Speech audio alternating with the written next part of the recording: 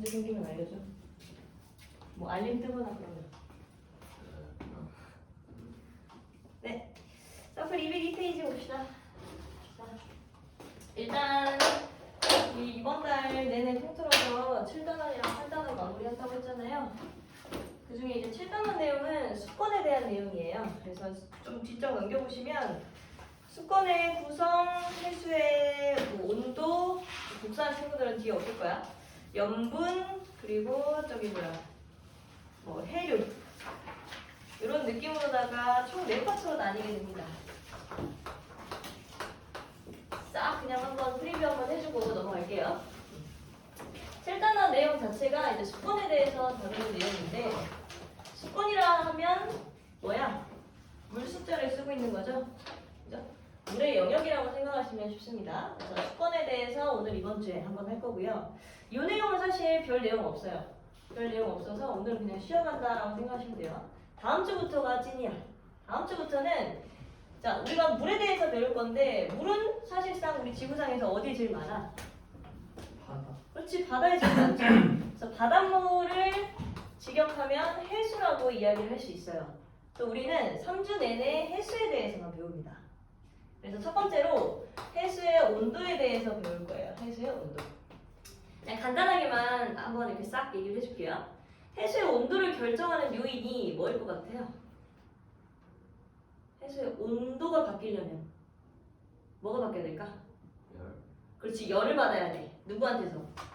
태양. 그렇지, 태양한테서 열을 받아야겠죠. 그래서 해수의 온도에 영향을 가장 많이 끼치는 건 태양 에너지라고 볼 수 있습니다. 그래서 해수가 이렇게 쭉 있다 치면 해수의 온도를 한번 기록한다 쳤을 때 해수는 깊이에 따라 온도가 바뀌어요. 왜? 태양 에너지를 많이 받는 쪽, 덜 받는 쪽이 있을 거기 때문에. 그지? 태양 에너지를 많이 받는 쪽은 당연히 어디겠어? 위층이겠어? 아래층이겠어? 그렇지, 위층이겠지? 그래서 태양 에너지를 많이 받은 이 해수는 표면의 온도가 가장 높아요. 그리고 아래로 내려가면 내려갈수록 태양 에너지를 아예 못 받는 구간도 있을 수 있겠지. 그지? 그래서 온도가 점점 떨어지다가 완전히 딱 떨어져서 뚝 떨어져서 그대로 일정한 층도 하나 생깁니다. 요거는 이제 태양 에너지만 영향을 미쳤을 때의 말이에요. 그러나 해수의 온도를 바꾸는 요인에는 태양 에너지만 있는 게 아닙니다. 또 한 가지가 더 있는데요. 그게 이제 바로 바람이라고 하는 요인이에요. 바람. 우리 보면은 위층이 지금 뜨거워요. 아래층으로 갈수록 차갑죠. 그러면 위층이 뜨거운 물, 아래층이 차가운 물이라고 상상을 했을 때 바람이 하는 역할이 뭐일지를 한번 생각을 해봐. 뭐겠어? 손으로 이렇게 싹 섞어주는 거 아니겠어? 그지? 뜨거운 물과 차가운 물이 있으면 손으로 섞었을 때 무슨 물이 돼요? 그렇지, 미지근한 물이 되잖아. 그러니까 뜨거운 쪽의 온도보다는 낮아지고, 그리고 얘 온도보다는 높은 채로, 미지근한 채로 일정한 구간이 생기는 층이 하나 형성됩니다. 그리고 나서 태양 에너지를 못 받았으니 뚝 떨어지겠죠. 뚝 떨어졌다가 이렇게 합시다. 뚝 떨어졌다가 쭉 똑같은 그림을 그리겠죠. 그래서 우리는 다음 주에 요층, 요층 총 3층을 나눠서 여기를 혼합층, 소문약층, 심해층이라고 하는 용어로 부를 거고요. 각 층들의 특징들을 배울 거예요. 오케이? 요게 이제 해수의 온도에 대한 내용이에요. 그 다음 해수의 온도에 대해서 이야기를 해봤으니까 해수에 뭐가 들어있는지도 이야기를 해봐야 될 거 아니야? 그지? 해수에는 뭐가 들어있어? 단순히 물만 있어? 소금. 그렇지, 소금이 있죠. 해수는 소금기라고 하는 게 있어요. 소금기만 있을까요? 쓰기도 합니다. 그래서 해수에 포함된 염분, 즉 해수의 염류에 대해서도 이야기를 할 거예요. 염류 어디서 많이 들어봤는데? 그지? 우리 무기염류 할 때도 이야기 한번 했었고, 그 다음에 염이라고 하는 글자가 뭐라고도 한번 얘기해줬어? 소금과 같은 이온 또는 이온 결합 물질들을 염이라고 한다라고 이야기 한번 했었잖아. 그죠? 그래서 염류라고 하는 것은요, 이온 결합 물질들이에요. 요거 뭐야? 이온 결합 물질이지? 다시 말해 뭐야? 소금이잖아. 그렇지, 염화 나트륨이잖아. 염화 나트륨 소금이고요. 그 다음 쓴맛을 내주는 애는 얘 어떻게 읽을까요? 얘가 염화 나트륨이면 얘는 염화 마그네슘, 그렇지.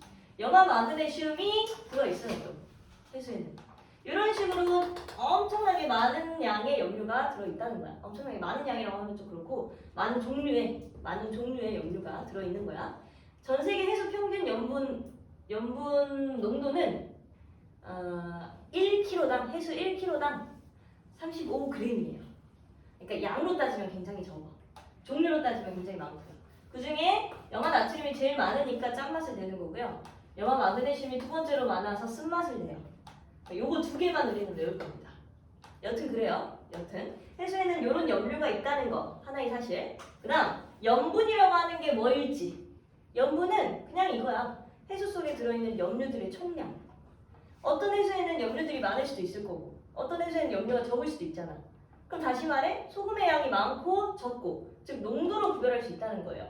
그 정도가 바로 염분으로 설명이 되는 거죠. 염분이 높다 즉 짜다, 염분이 낮다 즉 싱겁다, 이런 식으로 이해하시면 돼요. 오케이? 그리고 이 염분에 대해서 배우면서 여기까지는 쉬워. 여기까지는 쉬운데 대신에 지구는 약 46억 년 정도 살았다 그랬잖아. 그지? 그렇기 때문에 얘네들이 들어있는 양은 어떤 해역을 가도 다 다를 수 있어요. 그러나 46억 년 동안 저 바람에 의해서 또는 뭐 순환을 하면서 열심히 다 섞인 거야. 섞였기 때문에 전체 해수들에게 있는 염화 나트륨의 비율은 일정할 수 있고요.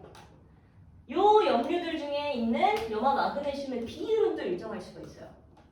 우리 밀도할 때 했었잖아. 질량 다르고 부피 다르고 했는데 나눠버리면 어때? 똑같을 수 있죠. 그런 것처럼 각 해역당 들어있는 염화 나트륨과 염화 마그네슘의 비율, 즉 전체 염류들의 양 중에 얘가 차지하는 비율은 어느 해역이나 다 똑같다는 거지. 왜?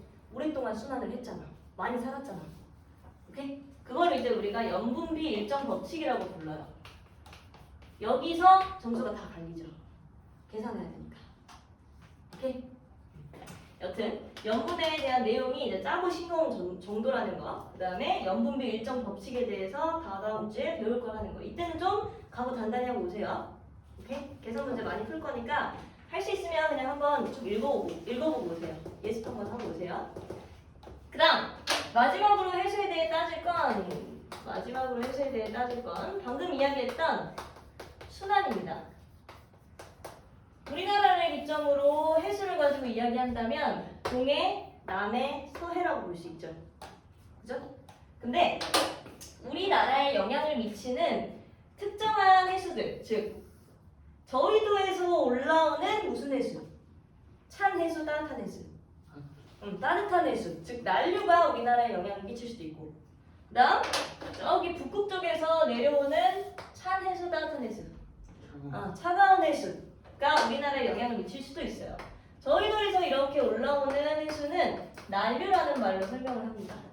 동쪽으로 흘러가면 동안 난류, 서쪽으로 흘러가면 황해 난류, 이런 식으로 외울 거고요. 그 다음에 위에서 내려오는 한류 중에 연해주 쪽을 거쳐서 오는 거 연해주 한류, 북한 쪽을 거쳐서 오는 거 북한 한류, 이런 식으로 다 외울 거예요.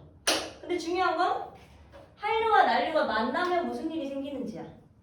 난류가 가지고 있는 장점이 하나 있을 거고요. 한류가 가지고 있는 장점도 하나 있을 거예요. 고로 두 개가 만나면 온도가 어때?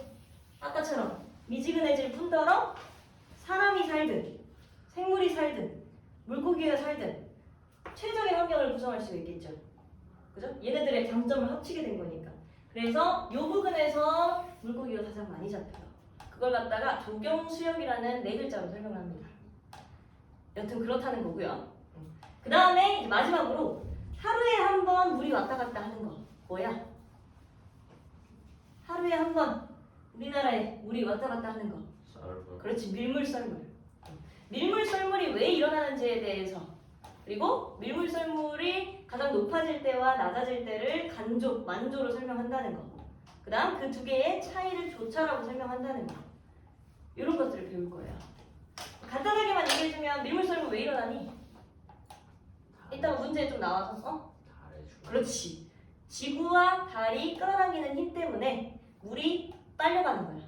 그러니까 즉 그림으로 얘기를 하면 지구가 여기 있고 달이 여기 있으면 지구 위에 있는 물들이 달에 의해서 이렇게 빨려가는 거예요. 오케이? 그럼 내가 이 위치에 있으면 밀물을 느끼는 거고 이 위치에 있으면 썰물을 느끼는 거야. 그래서 하루 1시간 자전 한 바퀴 하는 동안 밀물 한 번, 썰물 한 번, 밀물 한 번, 썰물 한 번 이런 식으로 이어지는 거예요. 오케이? 이런 내용에 대해서 이야기를 할 겁니다. 그래서 오늘은 수건에 대해서 이야기할 거라 딱히 내용 없고요. 다음 주부터는 조금 복잡해지니까 정신 차리고 한번 예습해오세요. 오케이, 봅시다. 본격적으로 202쪽 맨 위에 수건에 대해서 이야기할게요. 수건의 구성. 수건의 구성. 자, 수건 옆에다가 수건이라고 하는 말이 무슨 뜻인지를 한번 적어봅시다. 수건은요, 적어두세요. 물의 영역을 가리키는 말이에요. 물에 차지하는 영역. 수건은 물의 영역이다. 물은 태양계 내에서 누구만 가지고 있어? 그렇지, 지구만 가지고 있잖아. 그러니까 우린 지구에 대해서 이야기할 수밖에 없는 거예요. 지구 내에서 물이 존재하는 영역이라고 한다면 우리나라를 이렇게 그려본다 치면 지구는 바다와 뭐가 있어? 그렇지, 육지가 있죠? 바다와 육지가 지구 전체를 차지하고 있어요. 그 중에서도 바다가 차지하는 비율이 약 몇 프로 정도 될 것 같아? 육지와 바다의 비율이 몇 대 몇 정도 될 것 같아요? 3대 7. 3대 7? 정확해요. 네, 맞아요. 육지가 100 중에 30% 정도 차지하고요. 바다가 약 70% 정도 차지합니다. 그렇기 때문에 우리는 물의 영역, 즉 지구상에서 물이 차지하는 영역 중에 가장 많은 건 뭐라고 얘기할 수 있는 거야? 바닷물이라고 얘기할 수 있는 거예요. 대신에 바다가 지구상에서 차지하는 비율은 70이라는 거. 오케이? 그런데 물은 바다에만 있어? 물은 바다에만 있겠어? 바다에 많을 뿐이지 바다에만 있는 건 아니에요. 육지에는 물 없겠어? 있겠죠. 그지? 그래서 우리가 이야기하는 해수는요. 지금부터 바다 70% 그리고 육지에 있는 이 물들까지 싸그리 합쳐서 100으로 놓을 거예요. 대충 이해돼? 요거 70%랑 육지 위에 있는 물들을 합쳐서 싸그리 100으로 놓았을 때 가장 많은 건 당연히 뭐? 해수, 바닷물이겠죠? 얘가 어느 정도 차지하고 있는지를 봤더니 약 97.5% 정도 차지하더래요. 무슨 말인지 알겠어요? 얘네들을 전체 100으로 나왔을 때 그 중에 대부분 약 98%를 차지하는 게 바로 해수더라라는 거 기억하시면 됩니다. 따라서 해수는 주로 어디에 있겠어? 주로 바다에 있겠죠? 그죠? 그런데 주로 바다에 있다고 해서 무조건 또 해수는 아니에요. 잘 들어. 주로 바다에 있다고 해서 무조건 해수는 아니야. 즉 해수와 해수가 아닌 걸 구별하는 또 다른 기준이 하나 있다는 거지. 그 기준부터 먼저 적어놓을게요. 옆에다가 아무 데나 하나 적어놓으세요. 지금부터는 해수와 그리고 해수가 아닌 물을 담수라고 구별을 할 건데요. 해수와 해수가 아닌 물을 구별하는 기준이 마냥 바다에 있는 물, 마냥 육지에 있는 물은 아니야. 그럼 그 기준이 뭐냐? 바로 짠맛입니다. 짠맛이 있으면 뭐야? 해수인 거야. 짠맛이 없으면 담수인 거야. 이렇게 구별을 할 거예요. 좀 적어두세요. 담수는 굳이 따지자면 육지의 물. 그러니까 이 수건에 대한 내용은요. 잠깐 얘기를 하면 수건에 대한 내용은 조금 애매한 경향이 없지 않아 있어요. 우리가 1학년 때는 뭐 배웠어? 직권 배웠지 않았니? 물론 기억은 안 나지? 직권 배웠어요. 2학년 때 수건 배워요. 3학년 때 뭐 배우겠어? 남은 거 하나. 기권 배웁니다. 그 다음에 고등학교 1학년 때 이 세 개를 다 합쳐서 외권까지 포함해서 4개 다 배울 거예요. 오케이? 근데 그 중에 이 수권에 대한 내용은, 그러니까 그 고등학교 때 배우는 수권에 대한 내용은 사실 요 해수밖에는 거의 없어요. 근데 수권 요 내용은 이제 중학교 때 좀 배우는 거라서 애매한 감이 없지 않아 있어. 그래서 문제들이 대체로 어떻게 나오냐면 대체로, 주로, 모든 이런 식으로 이 수식어들을 붙여가지고 한 문장 문장 한 문장씩 서술을 해요. 무슨 말이냐면 아까 이야기했어. 수권이라 함은 모든 수권에 있는 모든 물은 바다에 있다 라고 하면 맞아? 아니라는 거야. 오케이? 그리고 해수는 대체로 바다에 있다? 이 말은 맞아? 이 말은 맞다는 거야. 무슨 느낌인지 알겠어요? 수권에 있는 모든 물은 바다에 있다. 이건 아닌데 해수를 차지하는 모든 물은, 그러니까 대부분의 물은 바다다. 이건 맞다는 거지. 그러니까 대체로와 주로 이 표현을 주로 많이 쓸 거예요. 모든을 합쳤을 때 틀린 말이 많이 있을 거예요. 오케이? 왜냐면 우리가 살고 있는 지구는 완벽하게 뭐 기계적이야? 그런 거 아니잖아. 그지? 그래서 해수에 있는 물이라고 해서 깨끗한 물이 없지 않을 수는, 깨끗한 물이 있을 수도 있고요. 담수에 있는 물이라고 해서 염류가 없는 물이 아닐 수도 있다고요. 그런 오차들은 좀 감안하고 푸는 거예요. 네? 여튼 그렇습니다. 그래서 주로 바다에 있는 물을 해수라고 얘기를 하고 주로 육지에 있는 물을 담수라고 얘기를 하는데 구체적으로 따지면 해수는 짠맛이 있는 경우고 담수는 짠맛이 없는 경우다 라고 기억해두세요. 됐어? 자, 그러면 해수가 97.5% 차지하고 있기 때문에 담수는 2.5% 정도 차지하겠죠? 그래서 더해서 100을 만족합니다. 그리고 우리는 이 담수에 대해서 조금 더 구체적으로 들어갈 거예요. 담수에 대해서 조금 더 구체적으로 들어가면 담수 중에 대부분을 차지하는 게 뭐라고 되어 있니? 책 한번 봐봐. 담수 2.5% 중에 대부분을 차지하는 거 누구야? 이거. 그렇지. 빙하가 2.5% 중에 약 1.7% 정도 차지해요. 빙하에다가 동그라미 별표 쳐놓으세요. 빙하에다가 동그라미 별표. 왜? 우리가 방금까지 이야기했던 거는 다 뭐였어? 물이 차지하는 영역 아니었나요? 그지? 물은 고체, 액체, 기체로 따지면 뭐죠? 그래, 액체란 말이야. 근데 빙하는 고체, 액체, 기체 중에 뭐야? 고체란 말이지. 그럼에도 불구하고 어디에 포함된다는 거예요? 수권에 포함된다는 거예요. 그래서 잘 나옵니다. 따라서 수권 내에 있는 모든 물은 액체다 라고 하면 맞아? 아니라는 거지. 나 방금 모든이라고 했지? 모든이라고 했을 때 틀린 경우가 가장 많다는 거예요. 문제 풀 때. 그죠? 그래서 빙하 이렇게 별표 쳐놓으시고 얘는 고체임에도 불구하고 수권에 포함된다 라고 하는 게 중요한 거고요. 그럼 기체는? 물의 기체 상태는 뭐야? 그렇지. 수증기. 옆에다 적어주세요. 수증기는 수권에 포함이 될까요? 안 될까요? 될 것 같아? 안 될 것 같아? 될 것 같은데 안 돼요. 그래서 중요합니다. 수증기는 어디에 포함되냐면요. 옆에 적어주세요. 수증기는 기권에 포함. 즉 내년에 여러분들이 배우게 되실 기권에 포함되는 게 바로 수증기입니다. 왜냐면 수증기 때문에 기상현상이 일어나거든요. 그래서 기권에 포함된다라고 보시면 돼요. 빙하는 수권에 포함되지만 물의 기체 상태인 수증기는 기권에 포함된다. 오케이? 그럼 빙하는 어디에 많을까요? 어디에 많아? 얘는 바다에 많다고 했어. 얘는 어디에 많아? 육지? 육지 중에서도 어디? 지구? 그렇지. 극지방. 어? 그렇지. 산 같은 데도 있어요. 자, 방금 중요한 얘기 했어요. 지구에서 빙하가 많이 존재하는 곳은 당연히 북극과 남극이죠. 그죠? 그래서 주로 극지방에 분포한다. 그리고 또 어디? 고산지대. 우리 왜 에베레스트 산 같은 거 보면 이렇게 산맥이 있고 이 위에 이렇게 하얀색으로 만년설이 쌓여 있잖아요. 그 친구들도 빙하인 거야.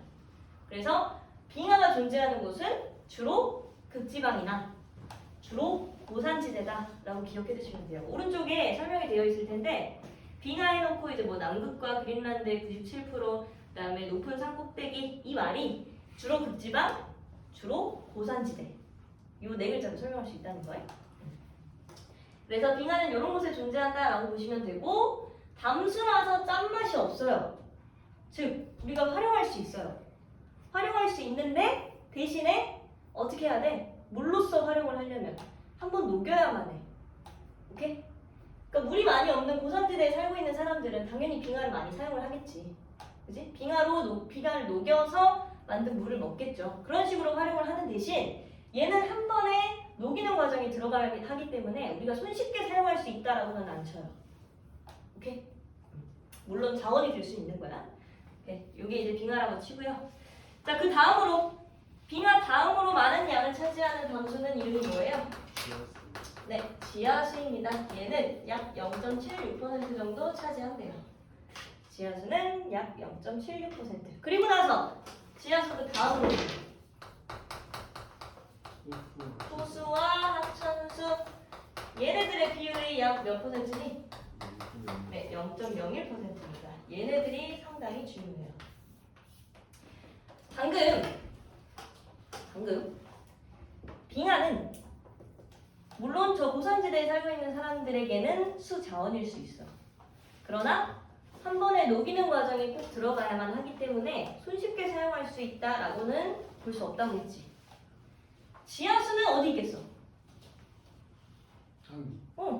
지하에 있겠지. 땅 아래에 있어. 그지?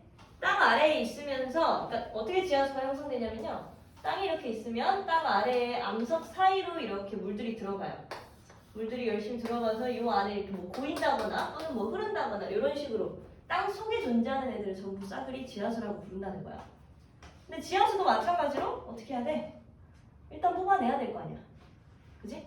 뽑아낼 뿐더러 물론 암석 때문에 저절로 정수 과정이 거쳐지기는 해요. 저절로 정수 과정이 거쳐졌기 때문에 담수로 구별이 되는 거고 나름 깨끗해. 그러나 우리가 사용할 수 있는 이 호수와 하천수, 즉 먹는 물로 사용할 수는 있을까? 지하수를 사용하기 쉽지 않다는 거지.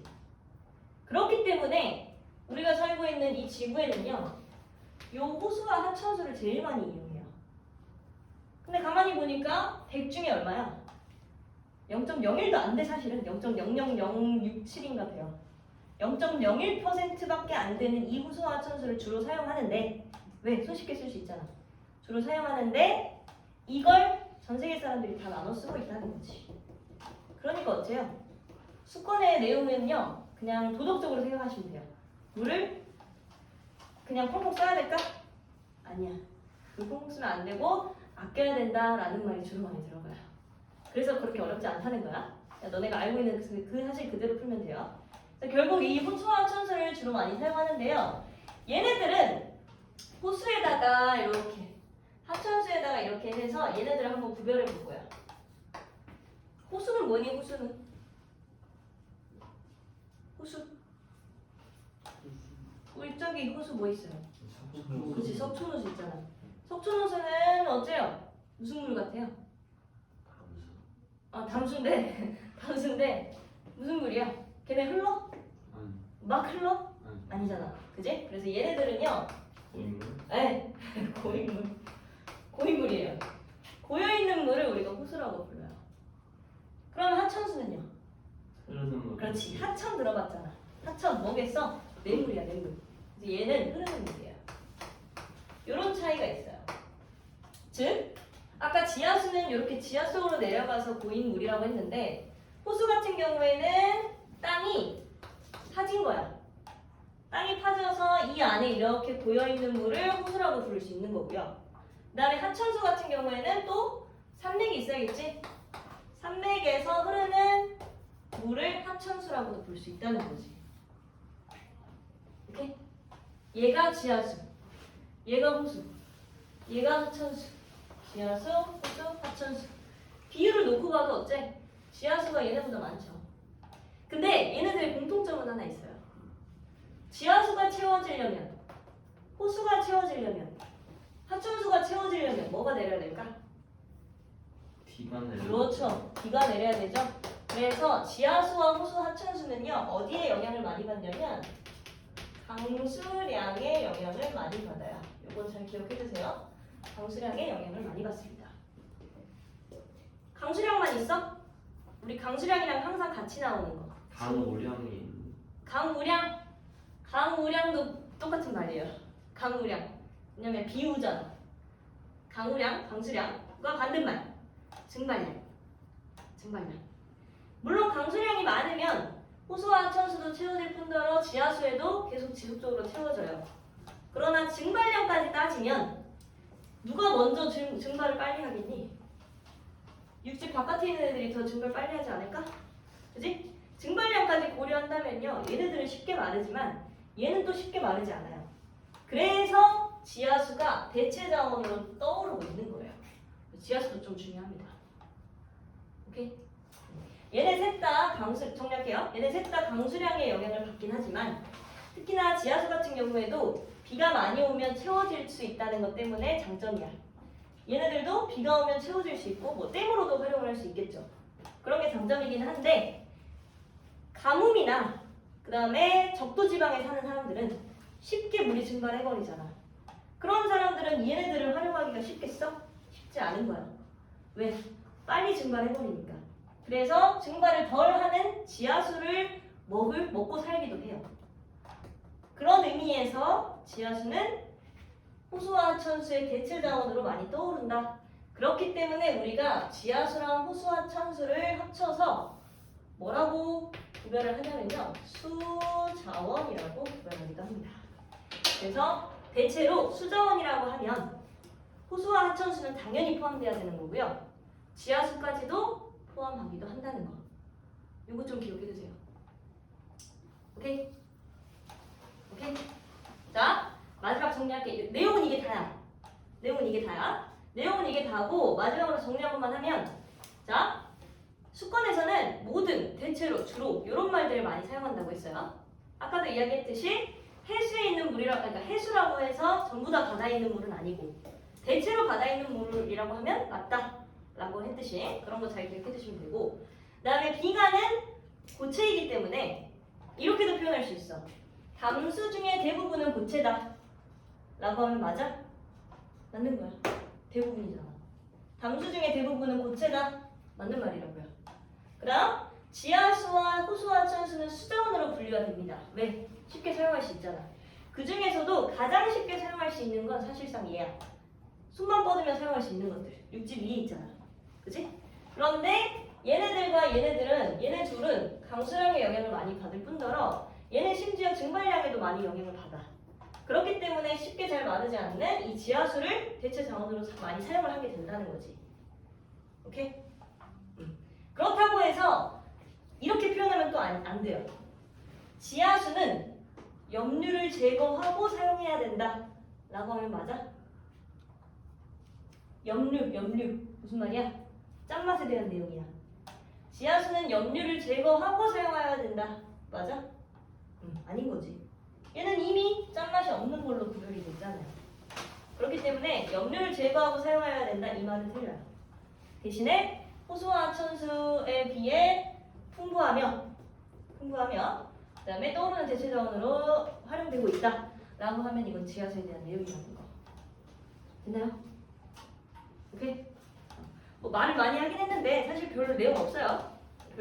그냥 좀 애매하다는 것만 좀 기억하시고 이따가 문제 풀 때 애매한 것들은 선생님한테 질문하세요.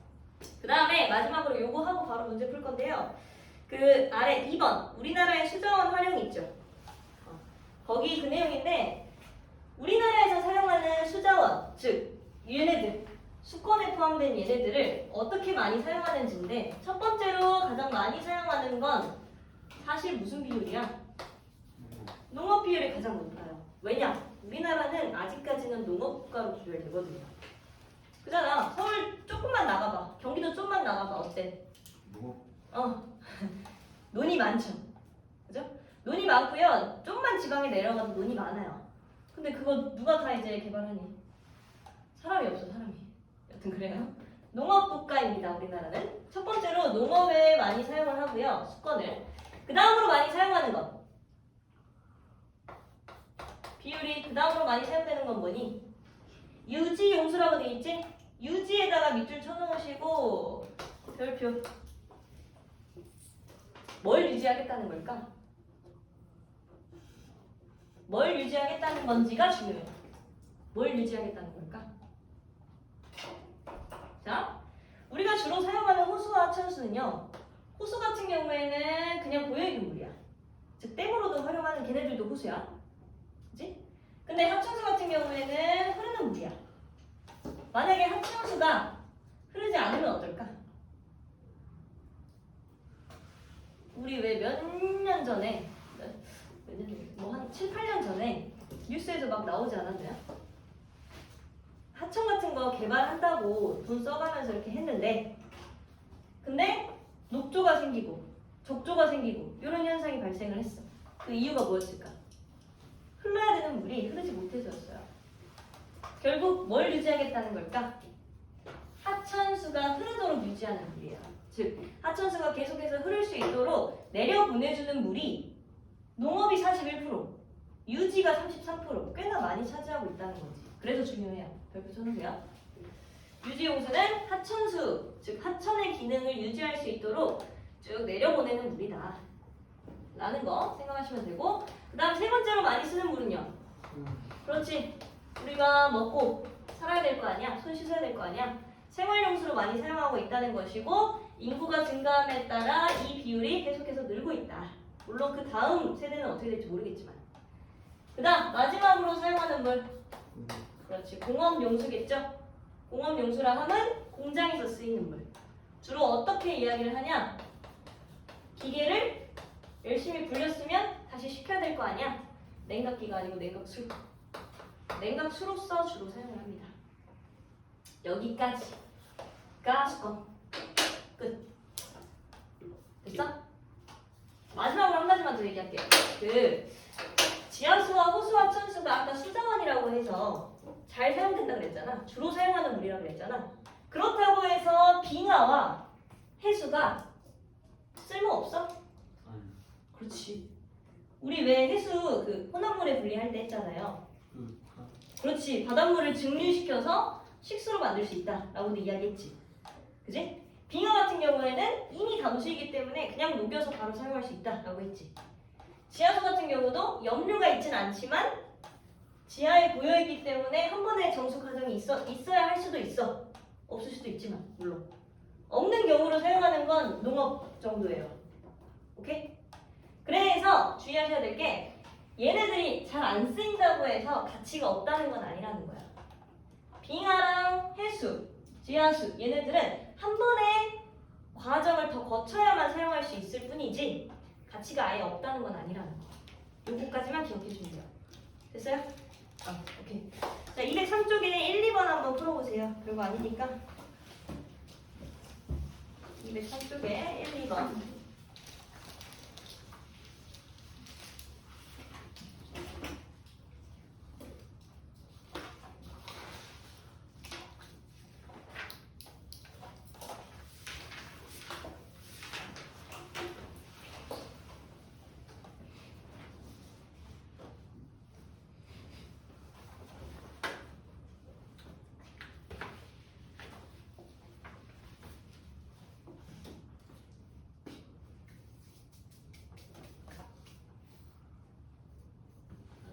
예. 네, 또 네.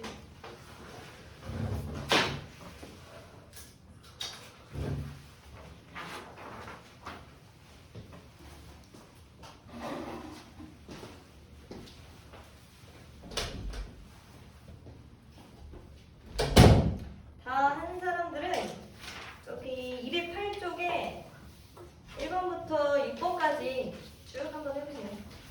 어려운 거 아니니까.